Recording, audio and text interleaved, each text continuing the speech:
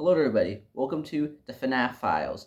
In this series, we will be covering the unsolved mysteries within the Five Nights at Freddy's franchise. In each episode, we will be tackling a different mystery and trying to solve it using the best of our abilities with the knowledge that we have at hand from the various video games, books, and motion pictures which are part of this franchise. Today, we'll be covering a long-standing mystery. Who or what are Shadow Freddy and Shadow Bonnie?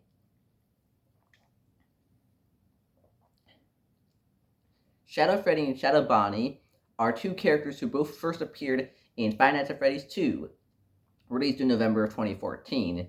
These characters are similar to the Endo 01 and Endo 02 suits, though Shadow Freddy is more similar to the Endo suits, while Shadow Bonnie is more similar to Golden Freddy, as these characters will randomly appear out of nowhere, as they have a very small, slim chance of appearing. Players could possibly go their entire playthrough of the game without ever seeing them. Shadow Freddy will appear in the parts and service room whenever there is no animatronics in the room. He will be laying slumped on the floor with his back up against the wall. Shadow Bonnie will appear in the main office. He looks like a version of Toy Bonnie, a retrofitted version of Bonnie the Bunny, but the difference between him and Toy Bonnie is that he is completely black, with his eyes being pitch white. Shadow Freddy resembles a withered Golden Freddy, though with him being now purple instead of yellow, and his eyes still being black. If you stare at Shadow Bonnie for too long, you will die, as your game will crash. His true name is a mishmash of various letters, which is extremely difficult for people to say. So most people call him Shadow Bonnie, as that's much easier to say, and he looks like a shadow, being pitch black. Same thing with Shadow Freddy. Now, Shadow Freddy makes a reappearance in the third game, Five Nights at Freddy's 3, released in 2015, in where he can be, on very rare occasions, appear out of the corner of your eye in the right part of the security office, slumped over once again, and even more withered looking.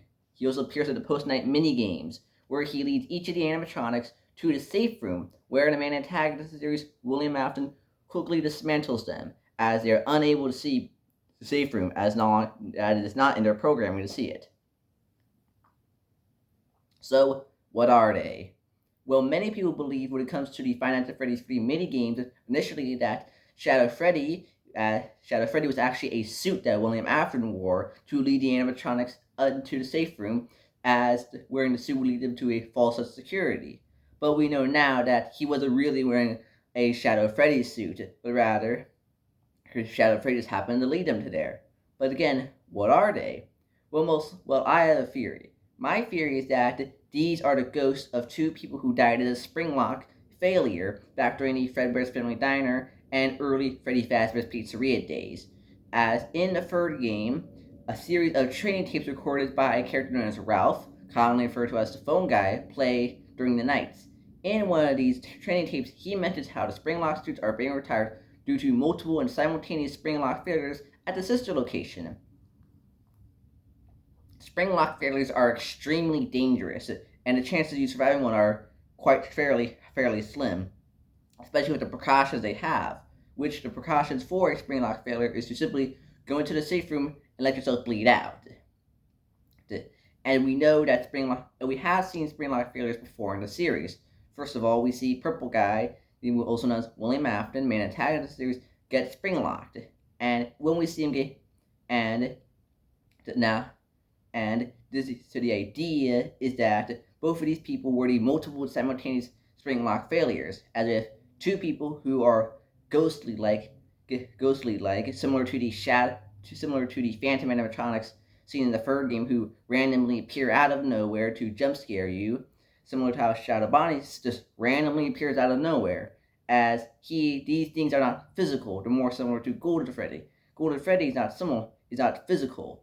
At least in the second game, he's not, or in most of the games. And if you look at Shadow Freddy, he's slumped down in a very similar way that Golden Freddy is slumped down, looking down at the ground, and his arms down on his legs, laying palm open on the ground. And alongside that, he also lays very similar to how we see Golden Freddy lay during the Ultimate Custom Night ending. And many people theorize that what we're seeing is an intentional Springlock failure, as people theorize that the reason why Cassidy, the one he should not have killed, is so vengeful because when he killed her, he spring locked her. That's why we see the Golden Freddy suit gyrating and moving in such a way because he spring locked her. But that's another theory for another day. But if you look at that, he looks just like how Golden Freddy would sit, and we know Golden Freddy was, well, of course, a spring lock suit. And we know that things where a very tragic and agonizing thing happened tend to stick around in the FNAF universe. And so it wouldn't be too far-fetched to say that these two people died, because it is very unlikely to survive a spring lock failure. And alongside that, the way Shadow Freddy lays down on the ground is semi-similar to how William Afton looks when he's laying on the ground in the FNAF 3 bad ending. And we could even see him doing that similar thing in the FNAF 3 trailers. Now, of course, I mentioned that Shadow Bonnie looks a lot like Toy Bonnie. It's clearly just a recolor. Well, Toy Bonnie didn't exist during the Fredbear Family Diner days, nor the early days of Freddy Fazbear's Pizzeria. Well, how does that make sense? Well, Scott never made an official design for Spring Bonnie. Even now, there is no official designs for what he looked like, at least in a 3D model sense. We have 8-bit sprite art of him, but not an official in-game truly design. And especially back then, he was making things up as he went. So we could assume that he just took Bonnie and recolored him. But most likely in the universe, this is meant to be, well, Spring Bonnie. As of course, then, and so now, there wasn't a Spring Bonnie to use. So we need to take into account the fact that at that time, things were much different. He wasn't planning things out. He just says, I'm going to make this, I'm going to make that, I'm going to make this, I'm going to make that. And then I'm going to make this, I'm going to make that. So we have to account for that. So that's the most likely explanation for why Shadow Bonnie looks like Toy Bonnie. And of course, these could also possibly be manifestations of the agony and pain of all the tragedy that took place at Freddy Fazbear's Pizzeria. First, the MCI incident, missing children's incident, 1985, as those animatronics are at the new and improved Freddy Fazbear's Pizzeria. The Withered animatronics were the original 4 animatronics from the first Freddy Fazbear's, where 5 children went missing, as in they were murdered, and then their bodies were stuffed inside of the animatronics and now to possess them. And then we have the DCI, Dead Children's Incident. They possess the new toy animatronics. So we have a set of around 9 or 10 dead kids. Don't forget the puppet, also possessed by Charlotte or Charlie. Yeah. So around 10 to 11 dead children there. That's a lot. And who were all murdered by the same man. And so it would make sense that there'd be a lot of pain and agony, and these could be just full manifestations of this. And for why he appears in FNAF 3 is because the killer is there. The man who caused all this pain and suffering is now here, and is in this building, And so his evil force and the presence could be enough to re-manifest the Shadow Freddy character. Now, the reason why he's the one who leads the animatronics to their fates, to William Afton, to dismantle them, could possibly be from the fact that maybe if it were truly a person who had been spring-locked, as we know that did happen at one of the sister locations, he could be possibly trying to let their souls run free, trying to help these children. After who knows how many years of being stuck here, he wants to help, and he thinks that the only way to let them loose is if they're dismantled.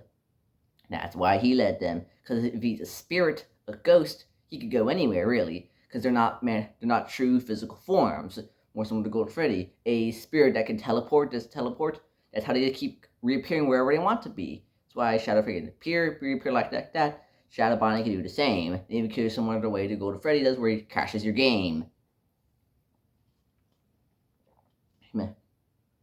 And of course, if it was the agony, the pain and agony of all these tragic events that happened here, possibly what could be going on is that it took that it manifested in this form as a way of trying to release it, trying to end it, and that the pain of it to formed into a person, formed into a sort of malleable physical form in an attempt to try and release the pain and try and get it all out.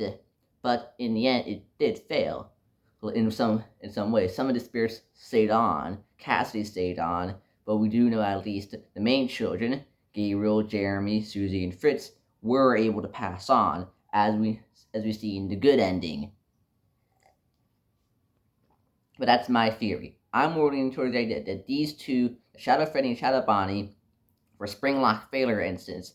As we know, the only Springlock suits we know of are Fredbear and Spring Bonnie. We have no knowledge of any of a Chica Springlock suit, a Foxy Springlock suit, so it only makes sense that and we know that at least two happen. That's multiple. Two is multiple, and Shadow Freddy's positioned the same way that William After was when he was in the Springlock suit after the Springlock failure, and Golden Freddy stands, and of course there's a big theory that Cassidy was killed using the Springlock in a Nintendo Springlock failure, which is why she is such a vengeful and angry spirit, the one he should not have killed.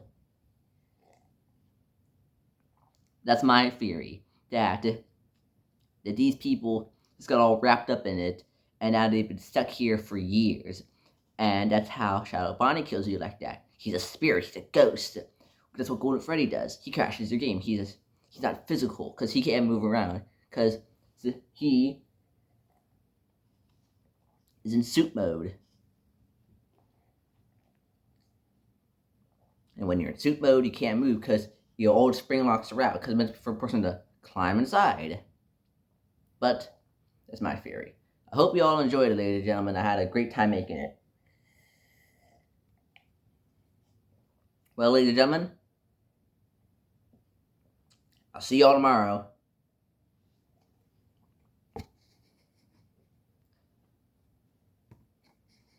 Bye. Have a nice time. Make sure to like and subscribe. Leave a comment down below and share this video with your friends. So, bye. Have a nice time.